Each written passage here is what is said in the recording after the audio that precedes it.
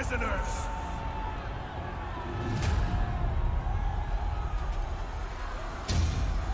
The crowd demands blood now! Fight for your life!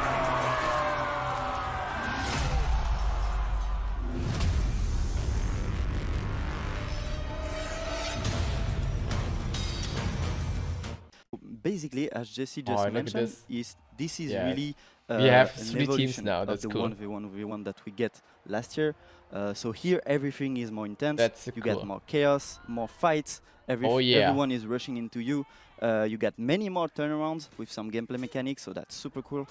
And we wanted to focus really on the fantasy of the chaotic gladiator arena, and so I really feel like we get it there. So, for example, our gameplay mechanic that we got in the game really thrive in this game mode. Like, as Jesse mentioned, Andrew cannot flee the fights anymore. Right. So there's always someone that I like Yeah, it. the map size like is like the a lot idea. more restricted Exactly. for a lot of players. Normally, like this would be the size of Sadly, a it's brawl just map potentially, right? But there's 2 extra limited people game in mode, it. but hey, So I it makes take it. like it's all more cramped quarters in there. It's super cool.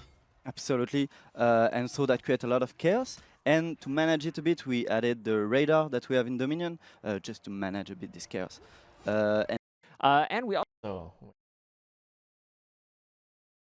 So, now to the quality of life changes. Ubisoft, I make it quick. We have now 9 loadout slots, and when you start with a hero, you have in general, you always have 3 loadout slots, but every time when you wrap up 7 or 8, you get 1 additional loadout slot up to 9. And now we have quick match button. You always jump in the last played game mode. In this example, it's Dominion. For example, yesterday you played Dominion, and yeah, when you press quick match, you jump in Dominion again instead of going for multiplayer, choosing Dominion, and then so on. And when you played, or you played duel, jump into duel, so on. So what else? They also changed. You can. You can customize your hero or the material however you like. For example, you can give head red material, left shoulder, right shoulder. You can customize each individual piece. That's really cool. That's quality of life change, basically. And now let's jump into testing grounds. And guess what?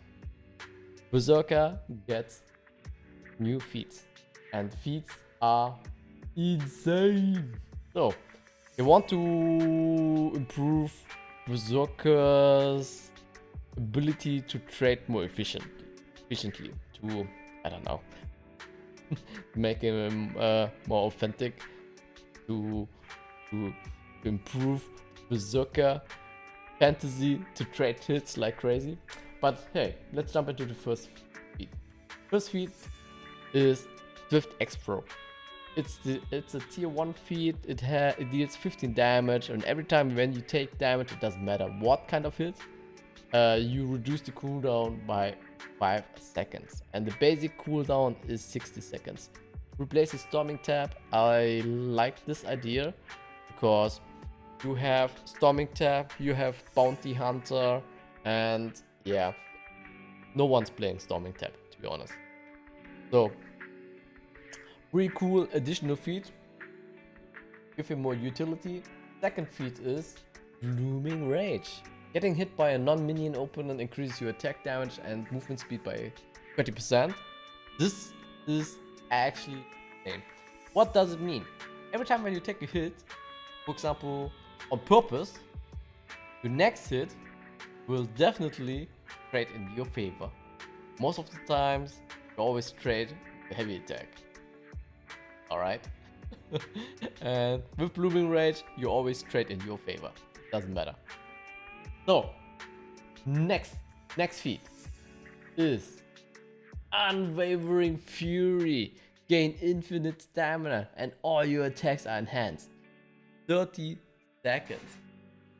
So you become S tier for 30 seconds. Why S tier? When all your attacks are enhanced. You know what it means? Dodge attack unlocks are enhanced again. Alright? 30 seconds. And for Berserker veterans, you know exactly what I mean. Can all the old tricks of Berserker before his big nerf. Alright, that's Unwavering Fury.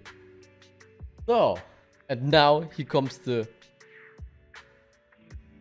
elephant in the room. Valhalla's Blessing.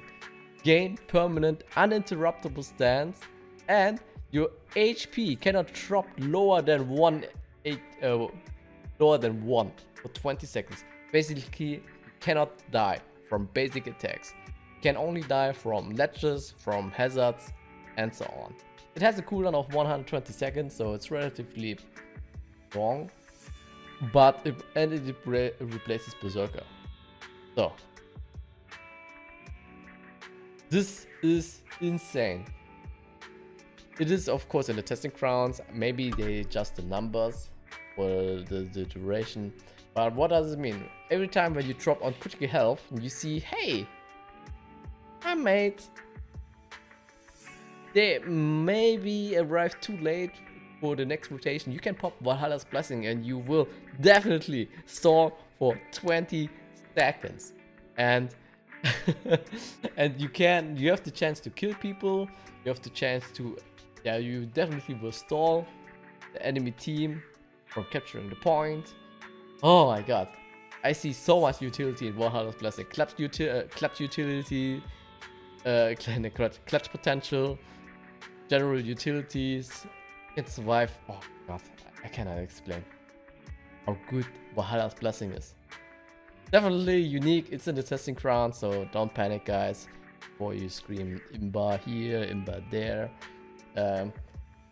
Ubisoft definitely listened to feedback. For example, last PK feed, they realized, okay, they all deflect.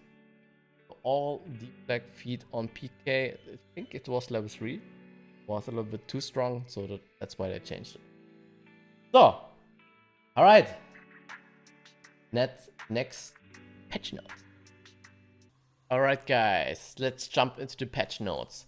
The patch notes today are insane. Okay, first we have Sohei changes. Opener lights, including dodge attacks, can now change into heavy. Solar attacks, that means you can now go into the heavy finisher, and vice versa. Opener heavies can now chain into light attacks, and Mad Monk can now chain into Mad Monk extender, and Mad Monk is basically the zone attack, and that are great changes. And chain link timing to heavy solar attacks from Mad Monk and Mad Monk extender is now 1 frame quicker. The simple reason is to keep your momentum. For example, when Sohei throws certain attacks and your enemy is also throwing an attack at the same time, both guys get interrupted, but Sohei loses his. That 1 frame change, Sohei keeps the momentum. So Mad Monk now has 433 milliseconds of guard break vulnerability. It's a slight nerf, but they said that they did it as compensation for the insane buffs. Alright, next hero is Aramusha. I never expected for Ubisoft to buff Aramusha in this way. Aramusha was not a real threat in the team fights, but now heavy finishers are now unblockable, so you can use them in team fights now, or in 1v1.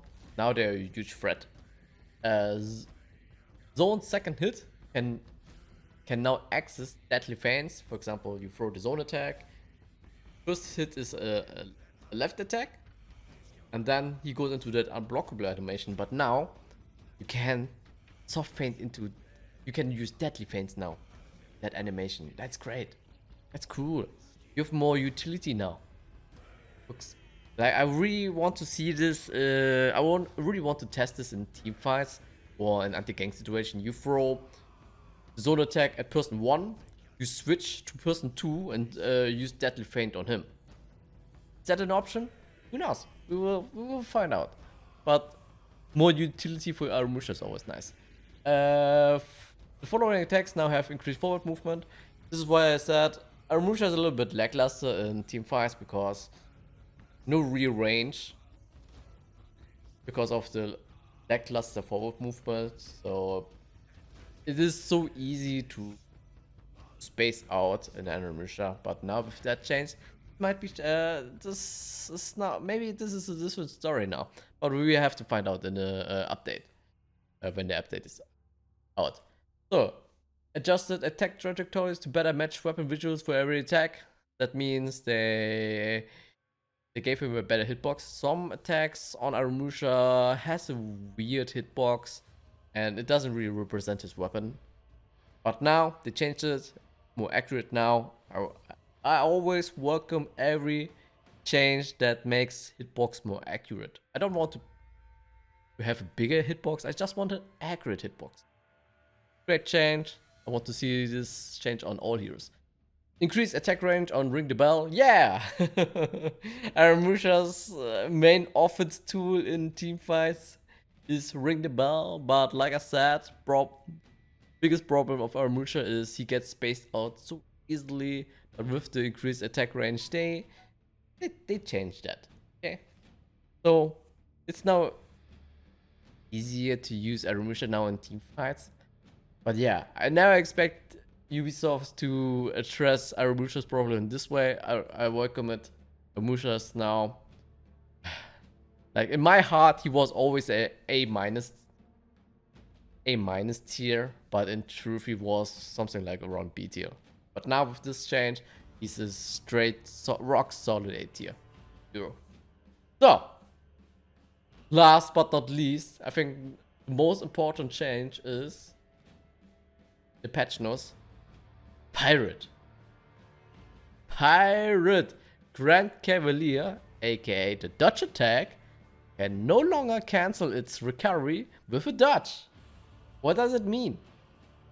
So, when you do a dodge attack, alright, you can do, usually what most pirates did was, you use the dodge attack as an unlock attack, you use it again as an unlock attack. You can suppress specific heroes to the end of times. There's no chance, there's no way they can punish this.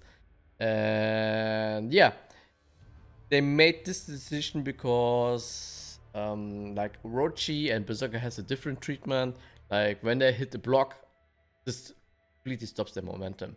But Ubisoft argues, takes the argument, Berserkers and Orochi's dodge attacks are light attacks. This is why they lose the momentum. As a pirate uses a heavy dodge attack and that's why it's still enhanced. But at least they nerfed it in this way. You get the idea. But times are over of infinite unlock dodge attacks, and this will basically stop Pirates' dominance in Dominion. A great change. I welcome it. Beautiful. What do you think, guys? I cannot wait to play the new update because of the new game mode event 2 versus 2. Gladiator gets a great hero skin, new menu, or menu optimization they call it. But yeah, guys, that's it. Great stream, great developer stream. See you in the next video. Bye bye.